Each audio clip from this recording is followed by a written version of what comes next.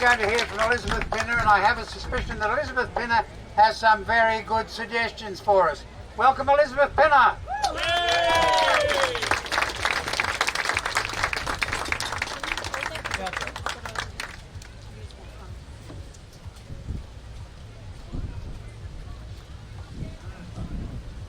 Can everybody hear me? Oh, sorry, which one was it?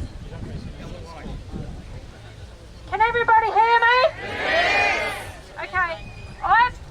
Due to personal circumstances, I've had to do a lot of research over the last few years on legislation, and it appears to me quite clearly that various people that work in positions of responsibility, that's child protection and police, are threatened by people above them or other people in the industry. Well, due to my research, I want to inform people of two sections of the WA Criminal Code, which I hope will help people, because I've never heard of anybody mention, apart from one person, mention this legislation. Okay, the first one is section 171 of the WA Criminal Code. If you look it up, you'll find it. I just double checked that it was still there, that it hadn't been taken away since I last looked at it while I was waiting. So it is still there. You can actually download it onto your phone. I had to download the PDF because the OSLI wasn't working too well on my phone. So it talks about creating false belief. What are we working under? What are we living under? We're living under a scam of COVID-19 where there are people dying, but it's not as bad as they are saying, and it's all this misrepresented information. Okay, what they are doing could actually be an offence in itself. Okay, so in this section, belief means a belief or suspicion that an offence has. The first one, A, doesn't apply, but sorry, just keeps dropping out. Human life has or may have been lost. That's a scam that we've been given, and I hope that the WA police are listening to this. Yes, they are, and they're actually really good coppers. Listen in, mate. Okay, so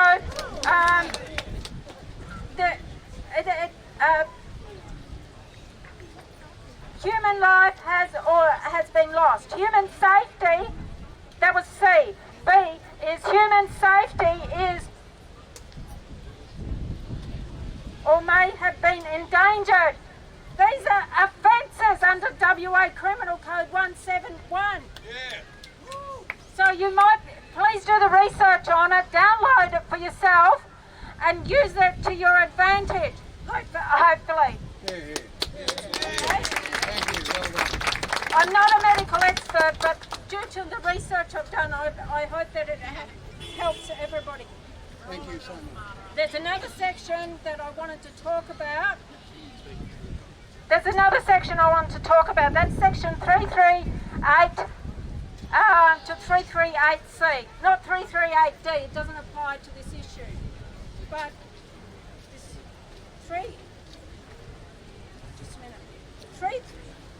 338.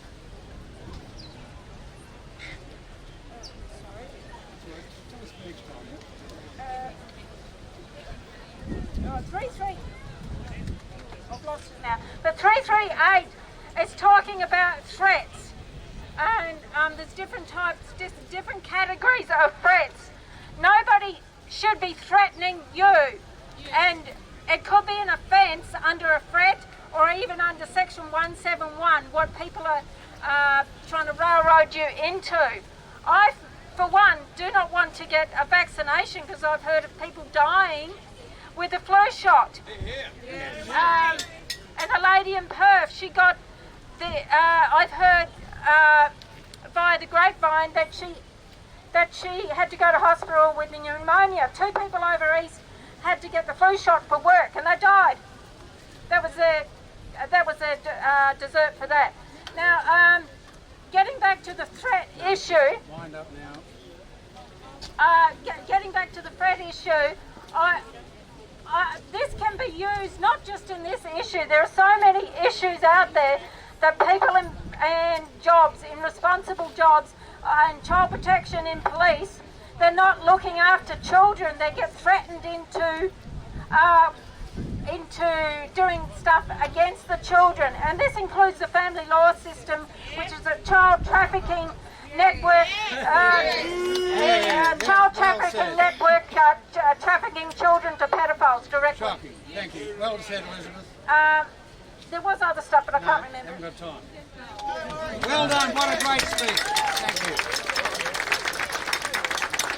Thank you, Elizabeth Clinton. We need more people like you, Elizabeth. Thank you very much. We're now going to hear from a lady who. Can I just interrupt you for a minute? We just went over there to have